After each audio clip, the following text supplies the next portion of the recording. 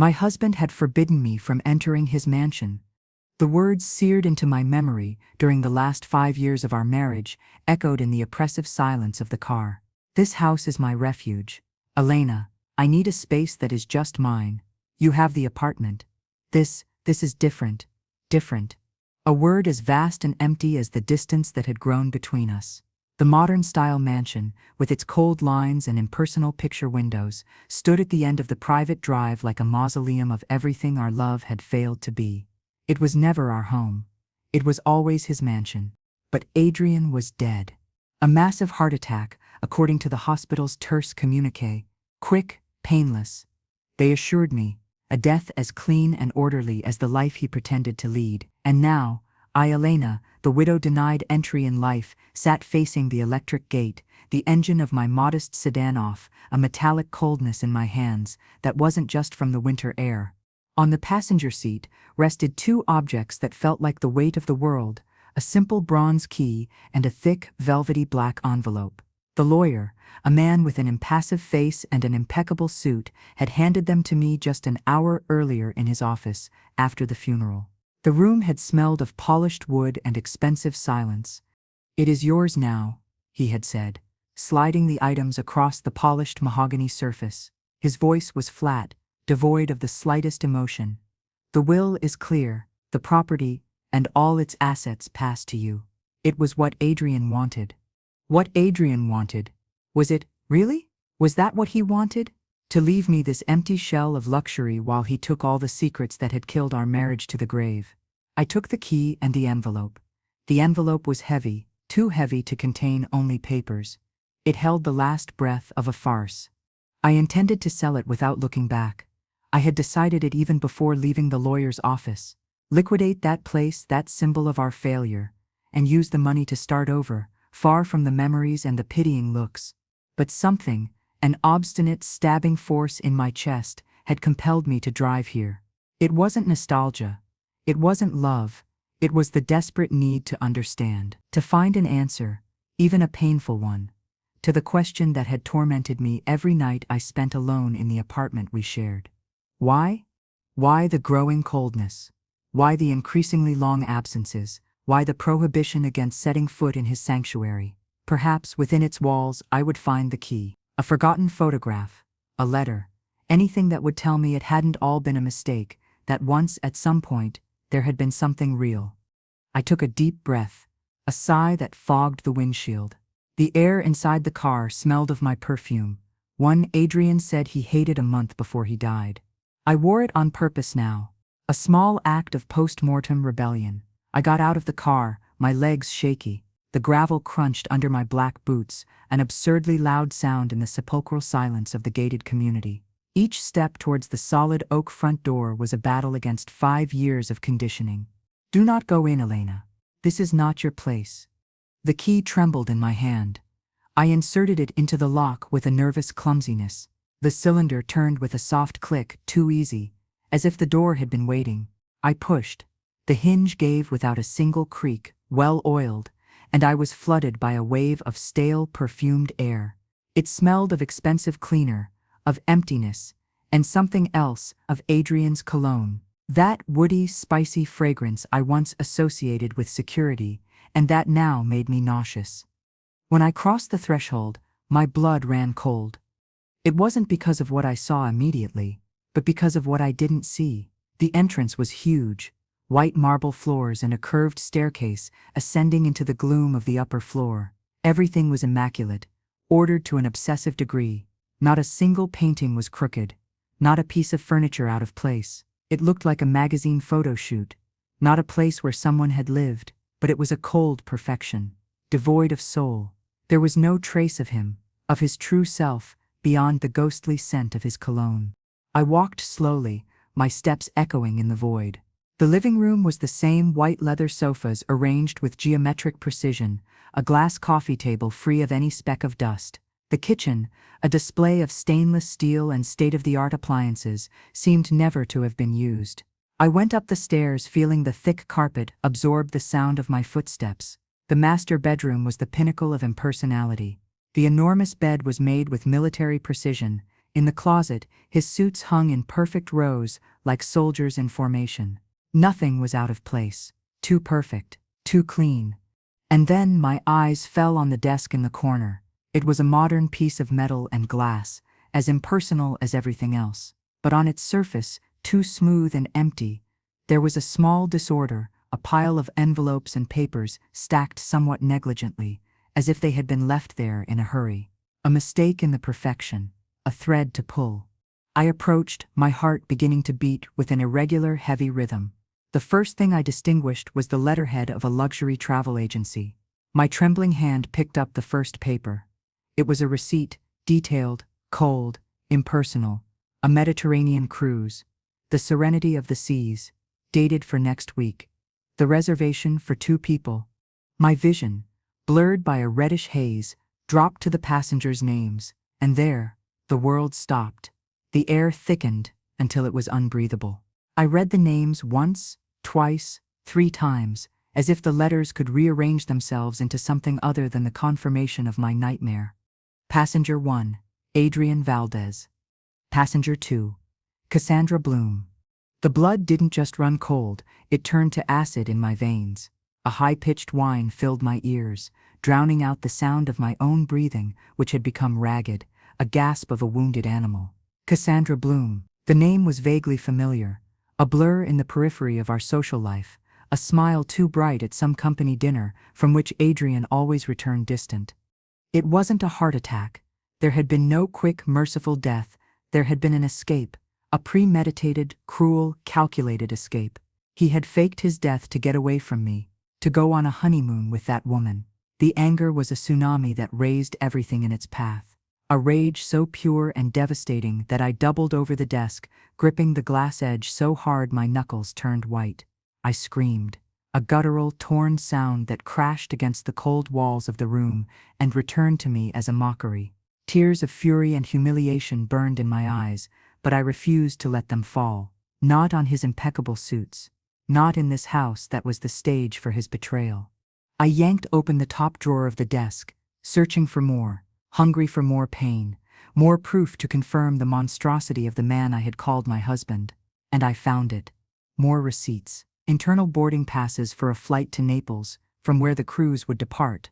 A lease agreement for an apartment in Switzerland in Cassandra Bloom's name, dated for after the trip. It was all so meticulous, so perfect. While I was planning a funeral and receiving condolences with a broken heart, he was planning his new life under the sun. The anger wanted to take control. It wanted to break everything, set the house on fire, scream his infamy to the 4 winds. But just as the impulse was about to consume me, a strange, glacial calm began to seep into my bones. It was colder than rage, more dangerous. It was the clarity of absolute desperation. I looked at the cruise receipt again. The departure date, the route. An idea began to form in my mind, twisted, audacious, perfect. I wasn't going to destroy his facade. I wasn't going to expose him. That would be too easy, too quick. He had planned his escape for months, maybe years. He deserved a response in kind. He deserved to suffer a fraction of the pain he had inflicted on me. I was going to buy a ticket for the same cruise, but I wouldn't go alone. I took my phone from my pocket. My fingers, now steady, scrolled through the contacts until I found the name. The only person who knew Adrian almost as well as I did, or so I thought. The only person I could trust for this, whose wounded pride would be as great as mine. I dialed the number. It rang once, twice. On the 3rd ring, a deep, familiar voice, full of the shadow of the same grief I had been feigning, answered on the other end. Elena. Lucas's voice sounded hoarse, laden with a sadness I now knew was false. How are you? Do you need anything? I closed my eyes for a second, visualizing him. Lucas, Adrian's best friend since university, the witness at our wedding, the shoulder we had both cried on. Each in our own way, over Adrian's loss. He had been deceived too. He was also a victim of this elaborate lie. Lucas, I said, and my voice sounded surprisingly serene, an iced-over lake after the storm. I need to see you. It's urgent. It's not what you think. It's about Adrian. There was an uncomfortable silence on the other end. About Adrian? Elena, I'm sorry, But if it's to go through more papers, I don't know if I can. It's too painful. It's not papers, I interrupted, looking at the receipt I held in my trembling hand. It's something much worse, and much bigger. Can you come to the mansion? To his mansion. The mention of the forbidden place had an effect. To the mansion. Elena. Are you sure? He's not here to forbid anything, Lucas, I said, with a harshness I didn't intend. And there are things here you need to see. Things that concern you as much as me. Please. Another silence. Longer this time. I could almost hear his doubts, his loyalty to Adrian's memory fighting against curiosity and concern for me. Okay, he conceded finally. I'm on my way. Half an hour. Thank you. I hung up before he could say anything else. The next few hours were a whirlwind. While waiting for Lucas, I devoured every paper, every receipt, every crumb of information Adrian had been arrogant or careless enough to leave behind. I pieced together the puzzle of his double life with painful precision. When Lucas buzzed the intercom, my plan was fully formed. A magnificent, twisted, risky plan, but the only way to save myself from madness.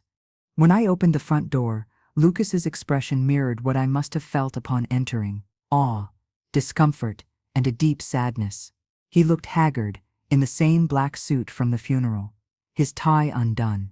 His eyes, usually warm, were red-rimmed and sunken. God. Elena, he murmured, crossing the threshold cautiously, as if profaning a temple. This place is as cold as ever. I finished for him. I took his hand. His skin was warm, a vital contrast to the ice I felt. I led him upstairs, straight to the study, without another word. None were needed. The tension between us was palpable. When we reached the desk, I simply handed him the cruise receipt. I watched his face as he read it. I saw confusion turn to disbelief, then to denial, and finally to a devastating, betrayed anger that made the paper shake in his hands. This can't be, he whispered, his voice breaking. It's some mistake, a scam, someone else with the same name. Look at the date on the receipt, Lucas, I said softly. It was printed 3 days after his death. And look at this. I showed him the flight receipts, the lease agreement. It's not a mistake, it's an escape. He left us both. You too. Lucas sank heavily into Adrian's swivel chair. Fury and pain battled on his face. Why? Why would he do this? And who is Cassandra Bloom? The answer to why is probably buried with all the other lies he told us, I said.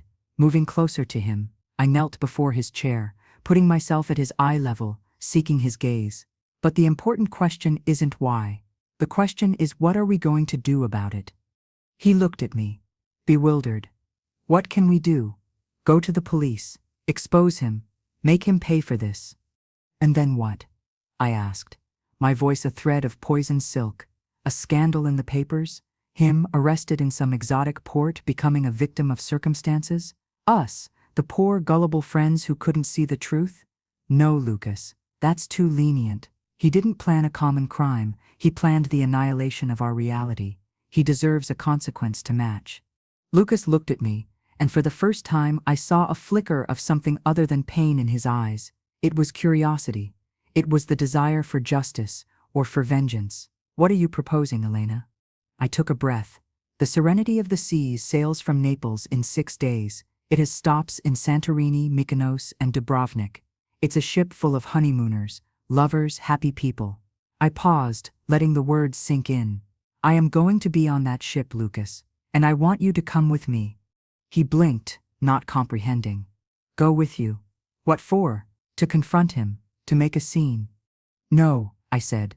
And a cold smile, the first genuine smile in weeks, touched my lips. Not to make a scene, to act in one. He's gone on his honeymoon with his mistress. Fine, then we'll go on our honeymoon too. Understanding slowly dawned on his face, mixed with fascinated horror. Pretend that we have found comfort in each other. I nodded. That in the midst of our grief we discovered something he never gave us: loyalty, complicity, something real. I want him to see us. Lucas, I want him to see you, his best friend, with me, his wife.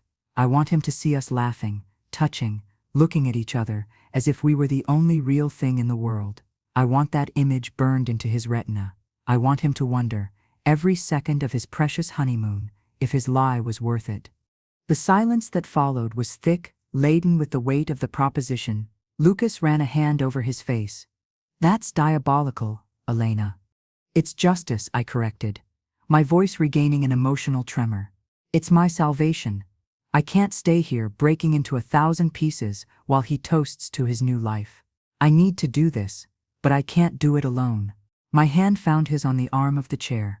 You were his victim too, Lucas. He disrespected you. He used you as part of his alibi. Your friendship was as disposable to him as my marriage. He looked at our joined hands, then raised his eyes to me. There was a war raging within them. 2 decades of loyalty against the open wound of betrayal. The decent man he was against the temptation to strike back. And what happens after, Elena? He asked, his voice a raspy whisper. After he sees us? After the shock? What are we then? The question pierced me like a knife. It was the question I had been asking myself since I hung up the phone. What would this be for us? Just a farce? Or could it become something more? I didn't have the answer. I only had the desperate need not to be alone in this. I don't know, I admitted, with an honesty that stripped me bare. The only thing I know is that if I don't do something, if I don't face him on his own terms, his lie is going to destroy me, and I won't let him win. Not like this. I squeezed his hand. Help me, Lucas, for what you were to him, for what he did to you, and for what we could be us, after this is over. He held my gaze for a long minute. The air around us seemed to vibrate. I could hear the ticking of a distant clock in the silent house, marking the rhythm of the decision he was making. Finally, he took a deep breath, a sigh that seemed to come from the depths of his being. Okay, he said, and his voice had regained a spark of the strength that characterized him. Okay, Elena, we'll do it. His fingers intertwined with mine. Let's give him the trip of his life. The following week was a surreal frenzy of preparations. Using money from the account that Adrian, in his arrogance, had not emptied, we bought 2 last-minute tickets for the same cruise, in a suite with a balcony overlooking the sea, a category lower than Adrian and Cassandra's, far enough away not to raise initial suspicion, but close enough for a chance encounter to be inevitable. Lucas took care of the logistical details with an efficiency that spoke of his need to channel his rage. I devoted myself to the harder part, the transformation. I went shopping, choosing flowing dresses in light colors, the complete opposite of the morning black I had worn until then. I bought bikinis, elegant sandals, a wide-brimmed hat. Each garment was a piece of armor, a layer of a character I had to play perfectly. Elena, the woman reborn from her ashes, radiant and happy with a new man. Lucas and I met every night after work to rehearse. It was strange and deeply intimate. We practiced looks, smiles, small touches that had to seem natural. The hand on the small of my back to guide me through a door. The way he would brush a strand of hair from my face. The way we would laugh together, with a complicity that had to feel genuine. It has to be believable, I told him one night in my apartment as we reviewed photos of Cassandra that Lucas had managed to find on social media. She was blonde, slender, with a smile of superiority that made my blood boil. It can't look forced. He has to see that this is real for us. Lucas looked at me over the screen of his laptop. And is it Elena? He asked, his voice soft but direct. Is any of this real? I contemplated the question, feeling the void opening in my stomach. The pain is real, I replied. Evasively, the betrayal is real, and the desire for him to pay is real. That will have to be enough, for now. He nodded slowly, not looking away. For that, yes, it's enough. The day of the trip arrived with the unreality of a fever dream. The flight to Naples was long and silent. Lucas and I were lost in our own thoughts, mentally rehearsing every move. Boarding the serenity of the seas, a gleaming white colossus, sent a chill down my spine. This was his chosen stage, his artificial paradise. And now, it was our battlefield. The suite was spacious and luxurious, with a large private terrace. The luggage arrived, and as I unpacked, a wave of nausea hit me. What if it failed? What if he saw us and didn't care? What if Cassandra was so perfect that our farce seemed pathetic in comparison? No, I murmured to myself, looking at my reflection in the bathroom mirror. My eyes, which had been dull for weeks, now shone with a feverish determination. You can't falter. The first night had a welcome gala dinner. It was our opportunity. I wore a long, simple emerald green dress that enhanced my eyes and dark hair, now loose and wavy over my shoulders. Lucas wore a navy blue suit that fit him well, accentuating his broad shoulders. When he came out of the bathroom, we looked at each other in the entrance mirror. We were a beautiful, elegant couple, the perfect couple for a honeymoon. "Ready?" he asked, offering me his arm.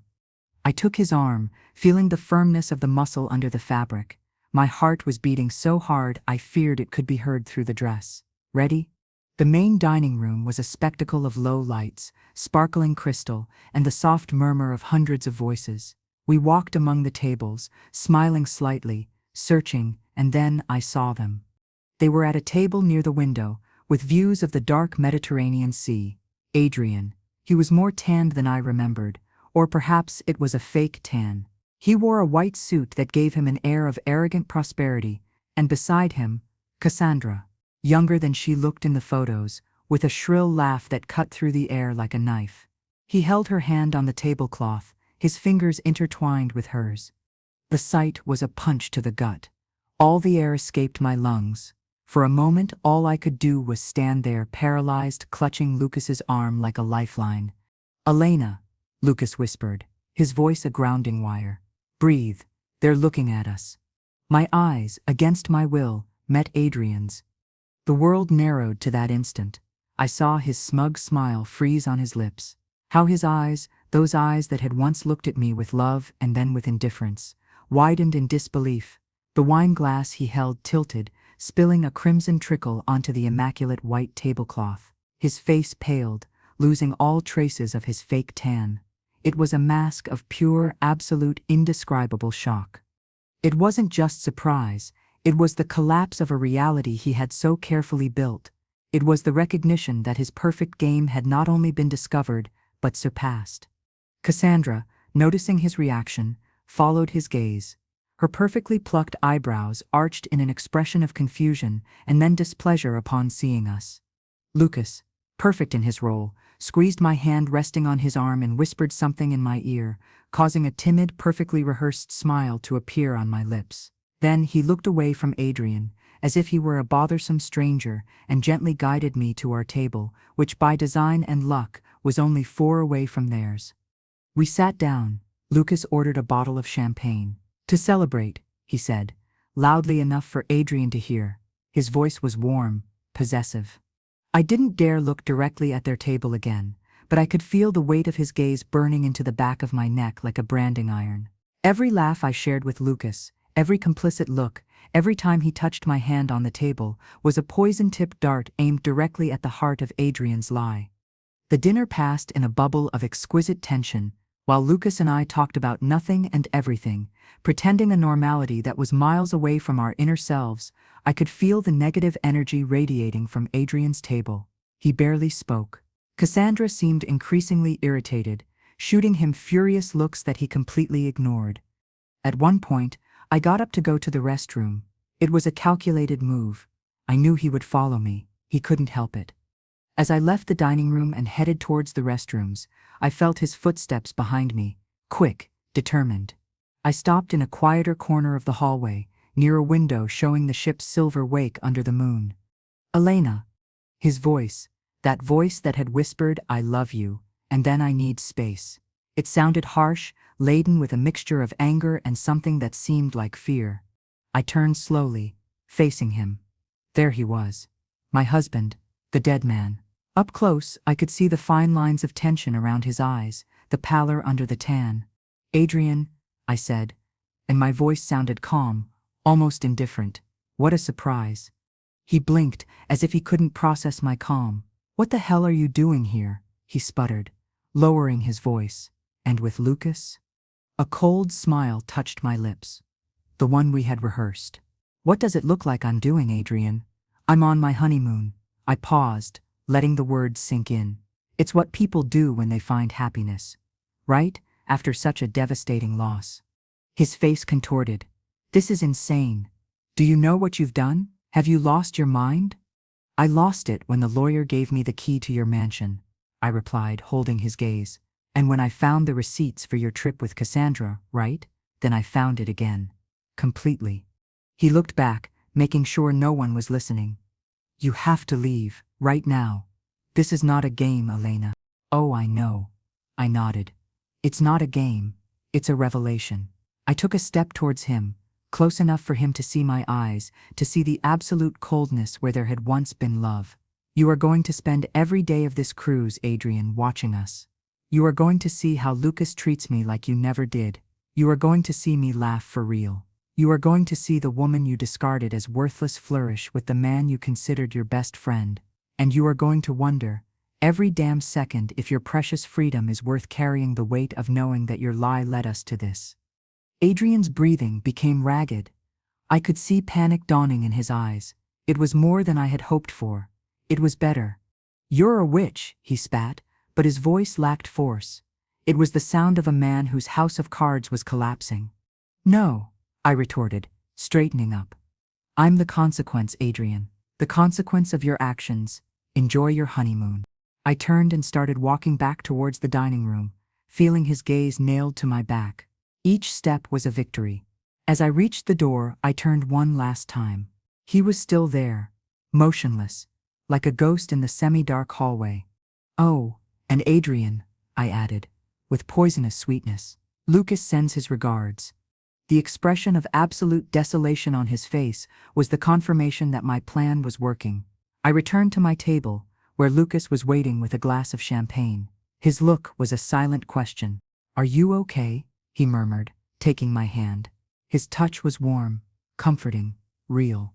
I nodded, taking a sip of the bubbly drink. The bubbles tickled my nose. Never better, I whispered, and for the first time it wasn't entirely a lie. The dinner continued, but the atmosphere had changed. Adrian and Cassandra left shortly after, him almost dragging her away, avoiding looking at our table. Lucas and I stayed, toasting the sunset, the journey, our perfectly executed revenge. Later, we walked on the main deck. The sea breeze was cool, caressing our skin. The stars twinkled above, indifferent to the human drama unfolding below. We walked in silence for a while, his arm around my shoulders, mine around his waist. The contact, initially part of the act, was beginning to feel natural, comfortable. You did incredibly well, he said finally, his voice a whisper against my hair. We did well, I corrected, resting my head on his shoulder. I couldn't have done it without you, Lucas. He stopped, turning me gently to face him. In the moonlight, his face looked younger, freed from some of the weight he had carried for years. His eyes searched mine. Elena, all of this started as a farce. I know. He paused, searching for the right words.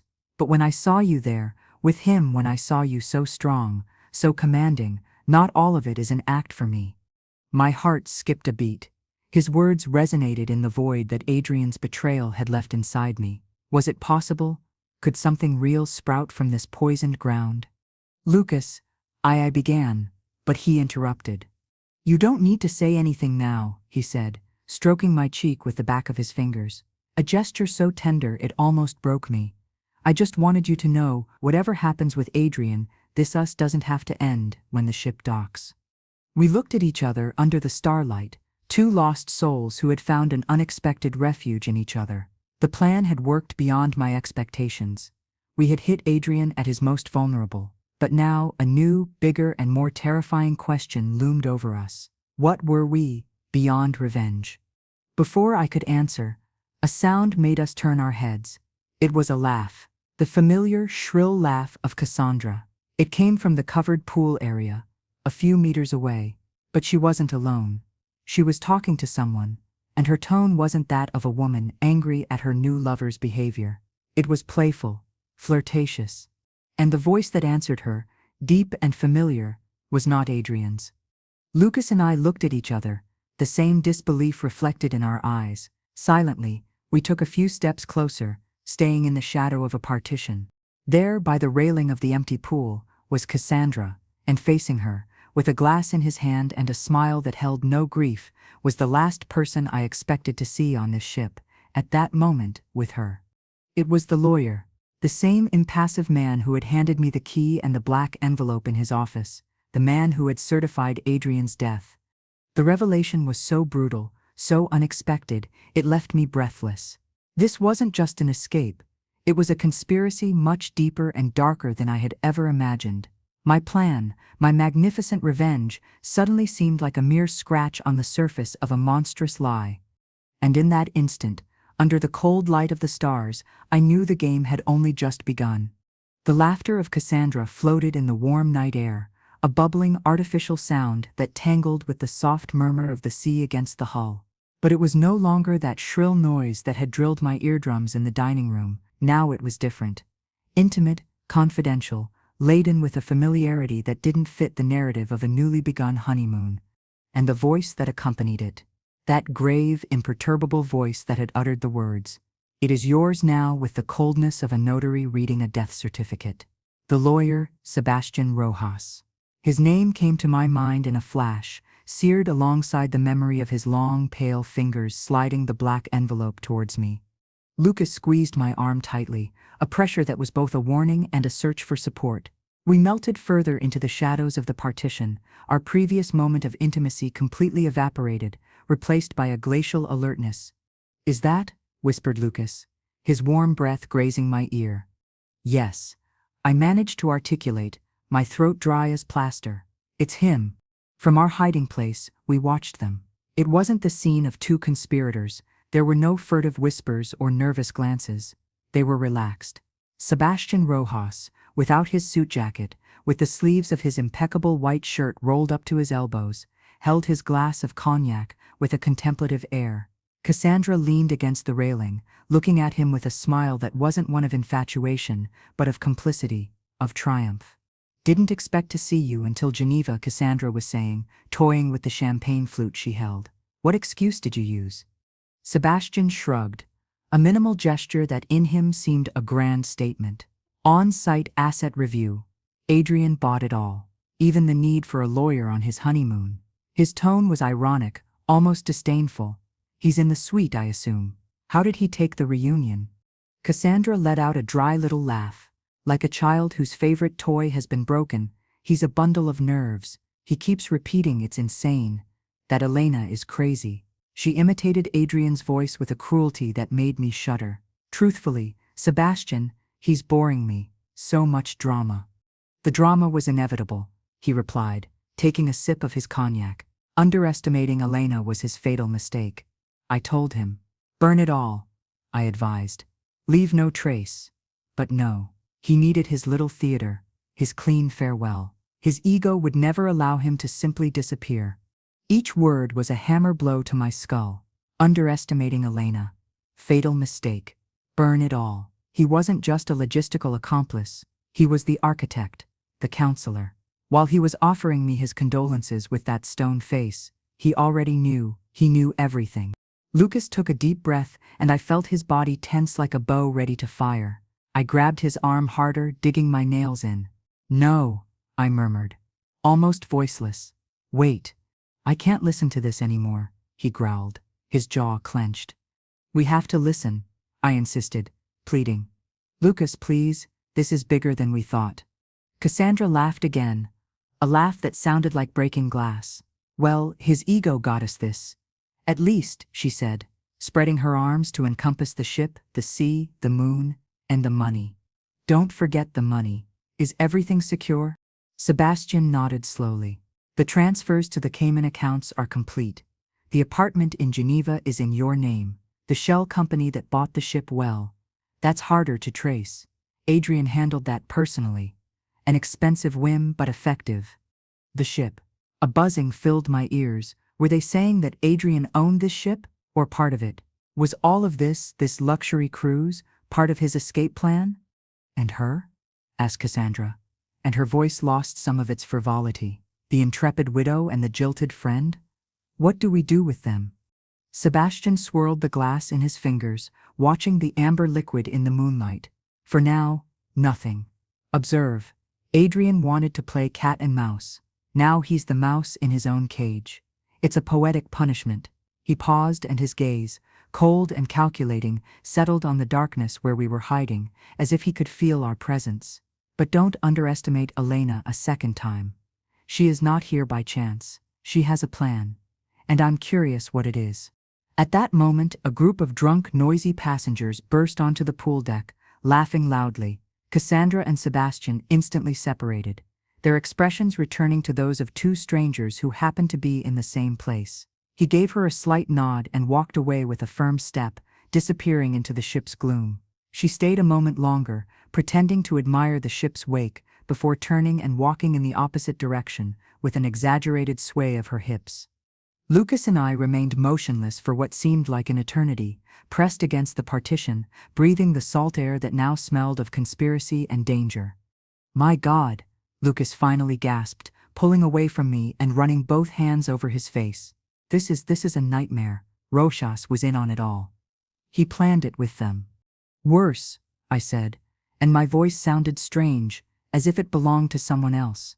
"Not only did he plan it, he's laughing at us. This is a game for them."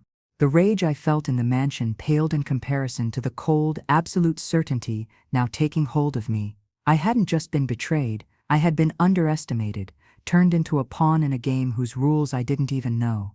My magnificent revenge was, in their eyes, a predictable nuisance, a drama that was part of their entertainment. Lucas looked at me, and in his eyes I saw my own horror reflected, but also a glimmer of the same steely determination that was beginning to grow inside me. "What do we do, Elena? Do we confront Rojas? Do we tell the ship's captain?" "And tell them what?" I asked, bitterly. "That my husband, who is officially dead, is here on his honeymoon with his mistress, and that his lawyer, who certified his death, is also on board. Without proof, we'll sound like two lunatics. Rojas has everything tied up. The Cayman accounts, the shell company. He would discredit us in a second." I walked to the railing, gripping the cold metal with both hands. The sea was a black, infinite stain. I no longer felt the breeze as something liberating, but as the cold breath of the trap we were in. My plan, which hours before had seemed a masterpiece of retribution, now seemed naive, childish. "We can't go on with the farce," said Lucas, coming closer to me. "Not as we planned it. It's different now." "You're right," I agreed, looking at the dark swells. "It's different. It's no longer just about hurting Adrian." I turned to him, and in the gloom, our faces were very close. "Now it's about survival, and about exposing them. All three of them." The word survival resonated between us. Laden with a new, sinister meaning, this was no longer a cruise. It was a floating chessboard, and we were the pieces that didn't know they were in play. "How?" asked Lucas, his voice a whisper full of urgency. "I don't know," I admitted. "But Rojas has a weakness." "What?" "His arrogance. The image of his impassive face, sipping his cognac while detailing Adrian's incompetence, was etched in my mind. He thinks he's the smartest one in the room. He thinks he has us figured out. That can make him make a mistake." Lucas nodded slowly, processing my words. "So, we keep acting, but we change the script?" "Exactly," I said, a new, more dangerous idea beginning to take shape. "They expect us to be the lovey-dovey couple coming to annoy. That our only goal is to make Adrian angry. So let's be that, but let's be better, more convincing, so much so that they become complacent, so much so that they let their guard down." "And in the meantime?" he asked, instantly grasping the direction of my thoughts. "In the meantime," I whispered, moving even closer, until our whispers mingled with the sound of the sea, "we have to find proof, something tangible that connects Rojas to the faking of Adrian's death. Something he can't explain away. The cruise receipt isn't enough. We need something bigger."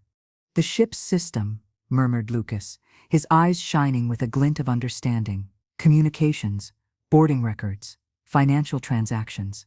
If Adrian owns or has interests here, there must be a trail. And Rojas, as his lawyer, might have had to access something." "You know more about computer systems than I do," I said, remembering Lucas worked in cybersecurity. "Do you think it's possible?" "It's risky," he admitted, "but not impossible. I would need access to a terminal with privileges, not the public computers for passengers. The business center, perhaps, or the captain's office. But that's crazy. We're already in crazy, Lucas, I reminded him, with a crooked smile. The question is, how far are we willing to go? He held my gaze, and in his eyes I no longer saw doubt, but a resolve that mirrored mine. Adrian's betrayal had hurt him, but Rojas's complicity, the man he had called a friend for years, had transformed him. He was no longer just my accomplice. He was my ally. To the end, Elena, he said, and his hand found mine on the railing, intertwining our fingers. To the end.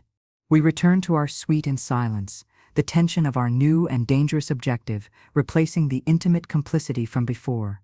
The room, which hours earlier had seemed a luxurious refuge, now felt like an elegant cell. Every creak of the ship, every distant sound, made me jump.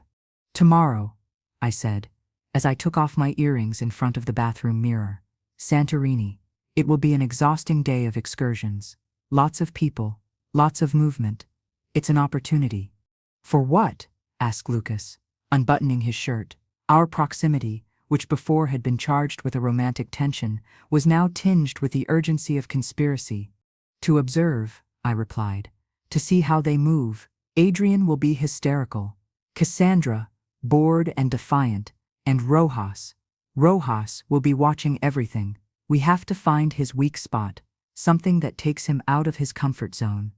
I got into bed, on my side, feeling the coldness of the Egyptian cotton sheets. Lucas turned off the light and lay down beside me, maintaining a respectful but palpable distance. The space between us vibrated with everything left unsaid, with the fear and determination we shared. Elena, he murmured in the darkness after a long while. Yes. Whatever happens, I'm glad I'm not alone in this. His words pierced me, finding an echo in the most vulnerable part of my being. Me too, Lucas, I whispered, and for the first time since I crossed the threshold of the mansion, I felt I wasn't completely lost. Me too. The dawn over the Aegean Sea was of a beauty that felt obscene. The sun rose into a sky tinged with pink and orange, illuminating the deep blue waters and the imposing rock formations of Santorini in the distance. The ship rocked gently as it approached the port of Fira, a white and blue town that seemed to hang from the cliff. But the beauty of the landscape failed to calm the knot of nerves in my stomach. As we ate breakfast on the terrace of our suite, every bite of fresh fruit and every sip of coffee tasted like ashes. My eyes constantly scanned the lower decks, looking for any sign of them. There, Lucas said quietly, without turning his head. I followed his discreet gaze. On the dock, just as the ship finished docking, was Adrian. He wore huge sunglasses and a Hawaiian shirt that screamed tourist, trying to blend in from miles away. His posture was rigid, and he turned his head from side to side nervously. Beside him, Cassandra wore a flowing white dress and a wide-brimmed straw hat. She seemed bored, toying with her phone. There was no sign of Sebastian Rojas. Looks like they're going ashore, I observed, taking a sip of my orange juice. We have to go too. We can't lose sight of them. We went down with the first group of passengers, blending into the crowd. The plan was simple. Follow Adrian and Cassandra from a distance, see what they did, and hopefully witness some moment of tension between them. But above all, wait for Rojas's appearance. The streets of Fira were a labyrinth of stairs and cobbled alleys, crowded with tourists. The smell of salt, Greek food, and sunscreen filled the air. It was the perfect place to get lost, or to be followed. Adrian and Cassandra took the cable car up to the main town. We followed them, keeping a distance of about 20 meters. He walked fast, almost pulling her arm. She resisted, stopping to look in shop windows or take selfies, provoking him deliberately. They're arguing, murmured Lucas, moving closer to me as we pretended to admire a pottery shop. He looks tense, very tense. She's driving him crazy, I said, noticing the grimace of irritation under Adrian's sunglasses every time Cassandra stopped. In the main square, with its stunning views of the volcanic caldera, the tension exploded. It was quick, but we saw it all. Adrian said something to her, through clenched teeth. Cassandra replied with a mocking laugh and turned away from him. Adrian grabbed her arm forcefully, spinning her towards him. It was a brusque, aggressive movement. People around them stared. Idiot, muttered Lucas. He's losing it. It's just what we need, I said, feeling a chill, for him to lose control.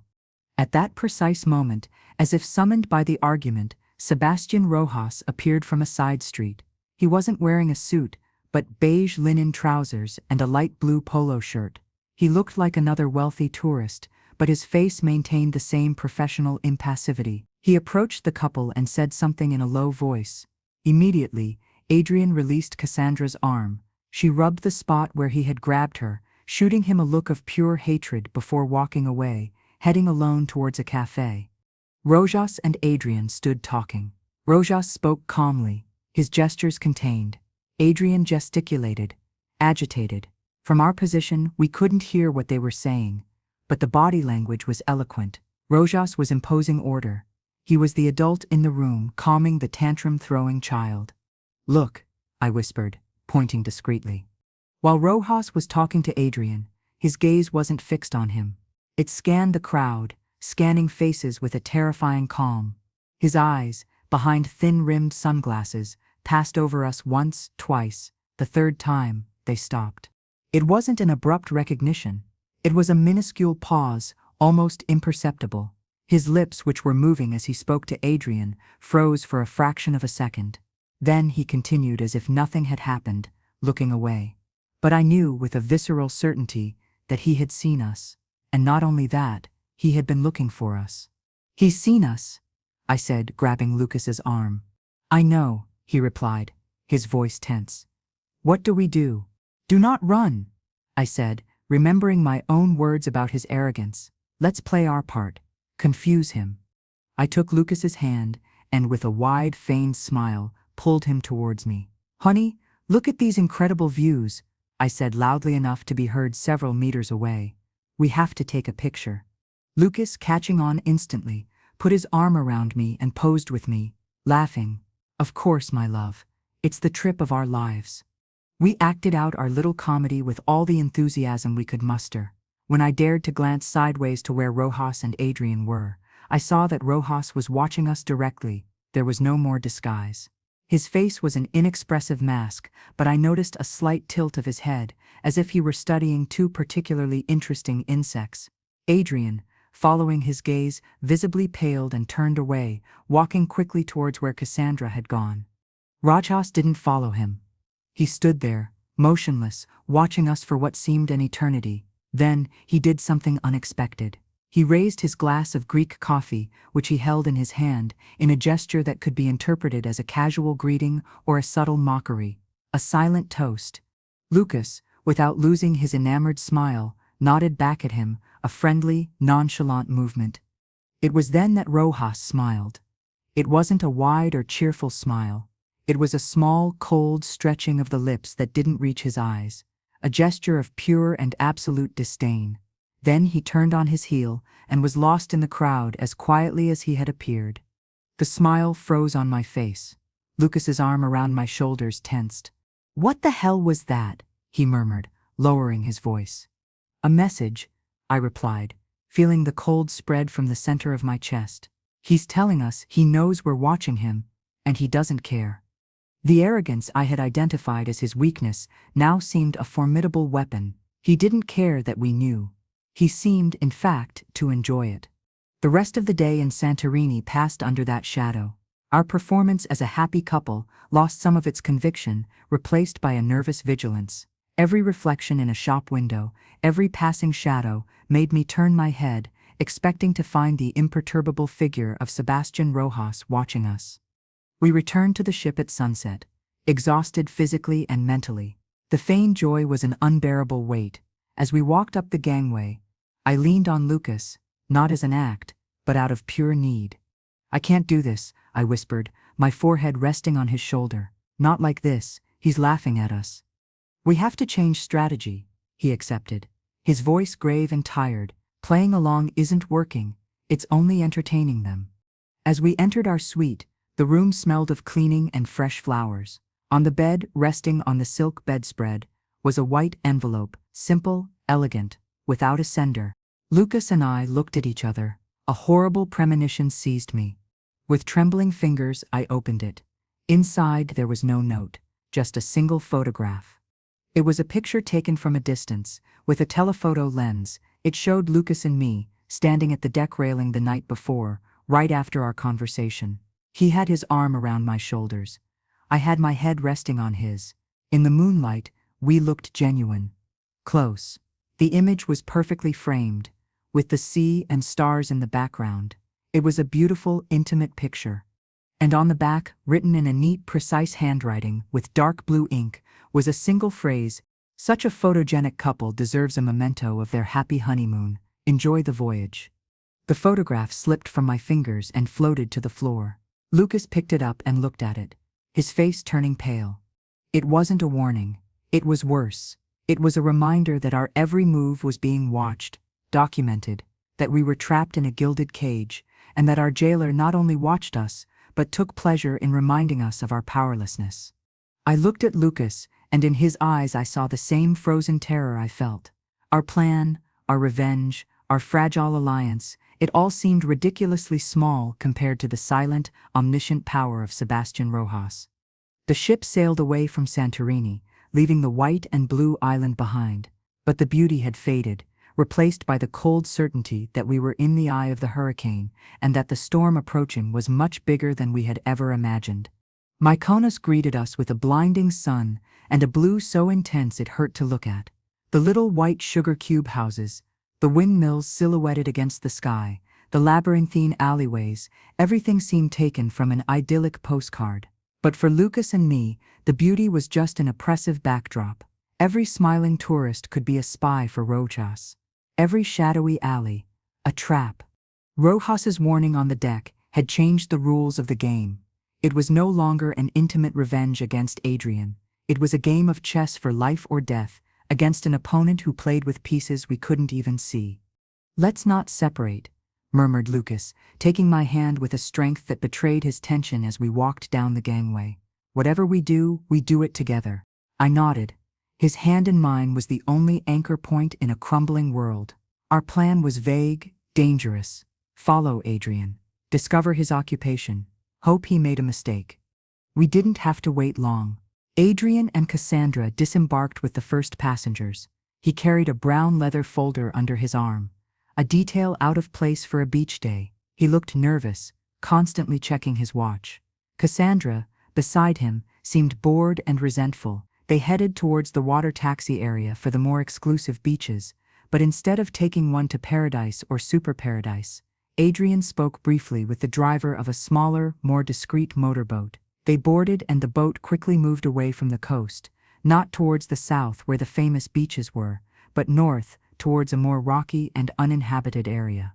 "You see," I whispered, grabbing Lucas's arm, "that's not a tourist trip. We have to follow them," he said, with determination. "But we can't use a normal water taxi. We'd be too obvious." His gaze scanned the port until it settled on an older man sitting next to a modest, patched but sturdy fishing boat. Lucas approached him and began speaking in basic Greek with lots of hand gestures. He pulled out a wad of euro bills. The fisherman looked at the money, then at us, then in the direction where Adrian's boat had disappeared. Finally he nodded, his expression grave. "Let's go," said Lucas, helping me onto the wobbling vessel. I told him we're journalists doing a report on pollution and that we need to follow that boat over there without being seen. The fishing boat's engine roared with a rough cough and we moved away from the port.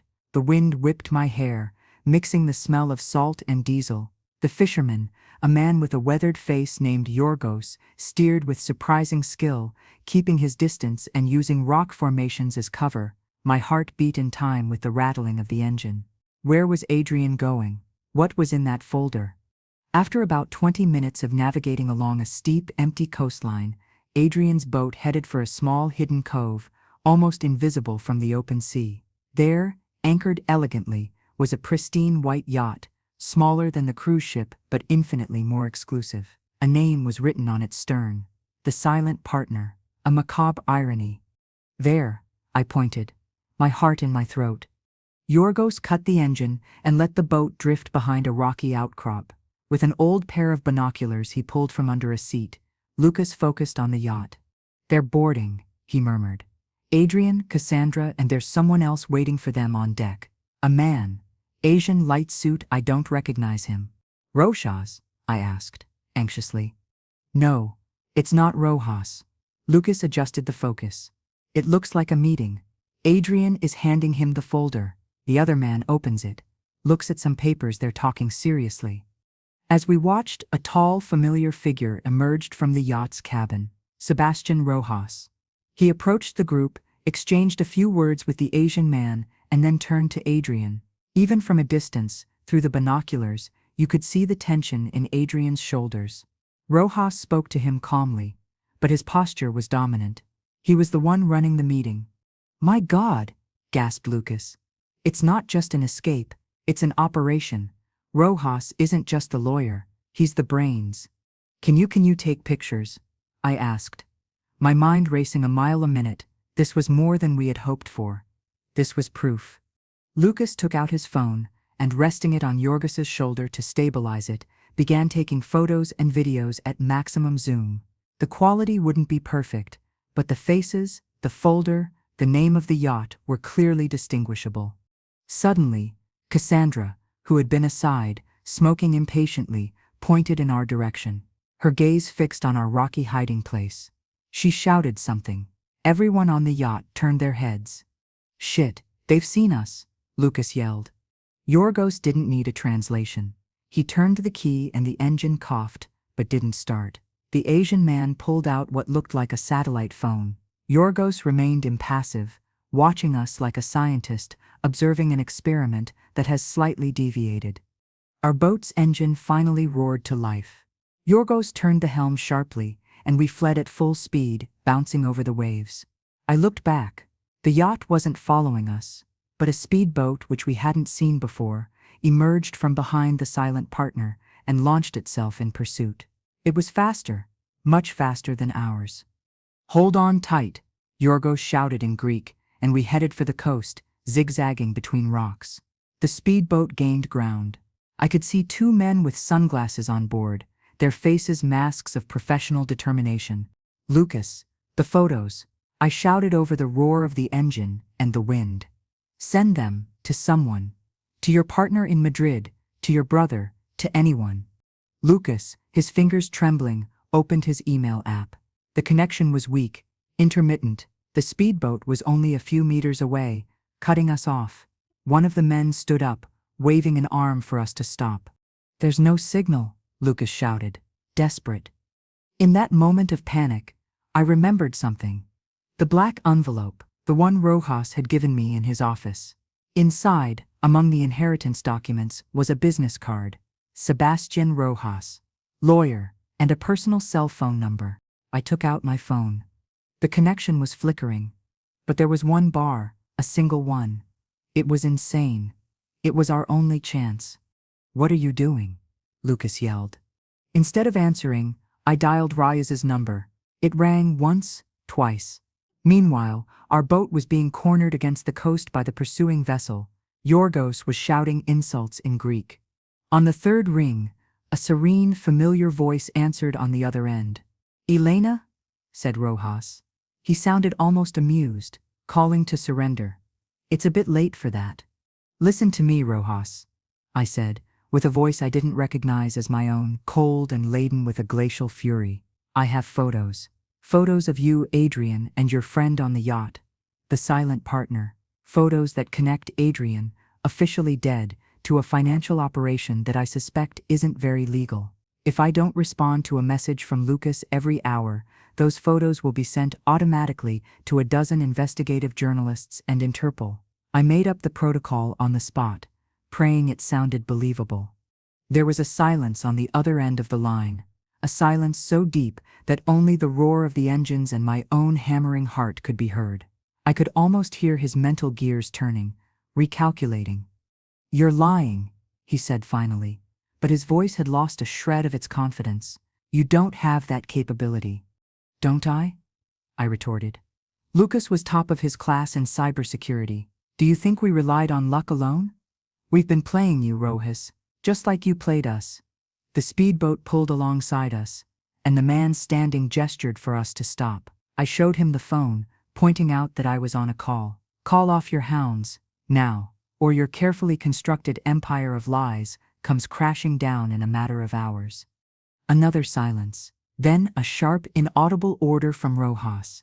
The man on the speedboat put a hand to his ear, listened to something through his intercom, and then, with visible frustration, signaled to his companion. The speedboat slowed down and began to move away, leaving us wobbling in our vessel. "You've won this hand, Elena," conceded Rojas, and his voice was now a dangerous whisper. "But the game is not over. The waters around Mykonos are treacherous. Accidents happen. Any accident that happens to us will be a homicide," I said, "and those photos will be our last word. Do you want to live the rest of your life looking over your shoulder, Rojas? Because that's what awaits you." I hung up before he could respond. My hands were shaking so much I almost dropped the phone into the sea. Lucas looked at me, his eyes wide, a mixture of terror and admiration on his face. Are they gone?" "For now," I gasped, leaning on him. "For now." The return to the cruise ship was surreal. We walked up the gangway like sleepwalkers, covered in salt spray, our hearts still clenched with fear. People were laughing, drinking cocktails, enjoying the sun. It was like entering a parallel dimension. We didn't go to our suite. We went straight to the captain's office.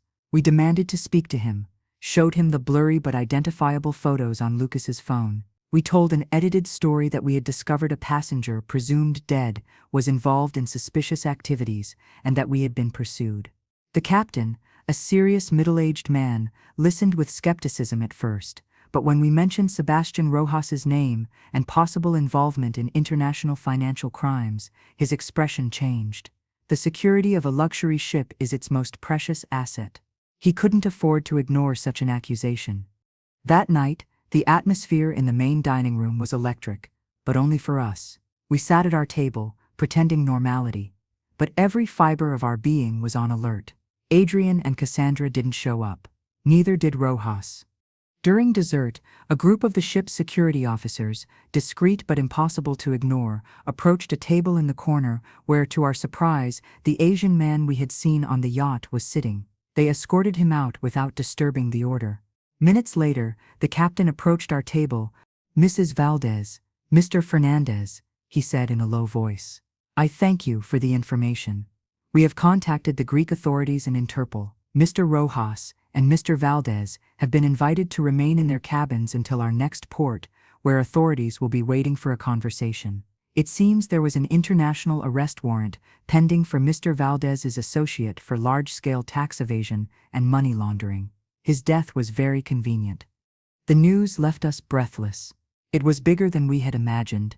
It wasn't just personal betrayal, it was organized crime. "And Cassandra Bloom?" I asked. "Miss Bloom has claimed to be a victim, ignorant of everything," said the captain with mild disdain. "The authorities will decide." He made a slight pause. "I suggest you enjoy the rest of your voyage. You've had enough excitement." When he left, Lucas and I looked at each other. There was no euphoria, no joy, just an enormous void, an exhaustion of all the senses. Revenge was served, but it tasted like ashes. The last night of the cruise, the ship sailed from Dubrovnik to Naples, the return journey. Lucas and I were on our private terrace, watching the silver wake the ship left on the dark sea. There was no more need to pretend, no more need to watch. The game was over. "And now what?" asked Lucas, his voice soft in the night. "What do we do when this is over?" The question had been floating in the air since our first conversation. Now it had an overwhelming weight. I looked at him. His profile was illuminated by the moon. He was no longer Adrian's loyal friend, nor my accomplice in revenge. He was Lucas, just Lucas, the man who had stayed by my side when everything fell apart. "I don't know," I replied. "Honestly, I've spent years defining myself as Adrian's wife, then as his widow, then as his avenger. I don't know who I am without him." He nodded, understanding. "I always defined myself as his friend, and look how that ended." He paused. Maybe it's time to define ourselves by ourselves, without labels." He turned to me. His eyes reflected the stars. "This thing between us, Elena, it started as a farce. I know, but not all of it was an act. For me, it wasn't." My heart skipped a beat. "For me either," I whispered. I'm not asking you to know right now, he said, taking my hand. I'm just asking for a chance to discover it. Without cruises, without pursuers, without ghosts from the past, just you and me. See what emerges. A warm tear escaped my eye and traced a path down my cheek. It wasn't a tear of sadness or rage, it was one of liberation, of the end of a long, dark night. Yes, I said, and it was the simplest and truest word I had uttered in years. Just you and me. He leaned in and his lips found mine. It wasn't a kiss of overwhelming passion, nor a kiss feigned for an audience. It was slow, tender, full of the promise of an uncertain but own future, a future we would build from scratch, from the ashes of the past. When we parted, the ship rocked gently. From inside the stateroom, Lucas's phone rang. It was a message from his partner in Madrid. The photos, combined with Interpol's investigation, had been enough. Rojas and Adrian's network was crumbling. Real justice, not our imperfect revenge, was in motion. Lucas turned off the phone and set it aside. It's their problem now, he said, putting his arm around me. Ours is what comes next. I snuggled against his side, looking at the infinite horizon. Adrian's mansion, the cruise receipts, the look of shock on Adrian's face in the dining room, Roja's cold smile, everything blurred, losing its power to hurt me. I hadn't forgotten. The pain would still be there, like a scar, but it no longer defined me. In the end, it wasn't revenge that saved me. It was finding, in the eye of the hurricane, someone who chose to stay. It was discovering that after hitting rock bottom, the only possible direction is up. And there, on the terrace of a ship sailing a sea of exposed lies, with Lucas's warmth enveloping me, I knew that for the first time in a long, long time, I was exactly where I was supposed to be, ready to sail into the unknown, but this time with a true compass.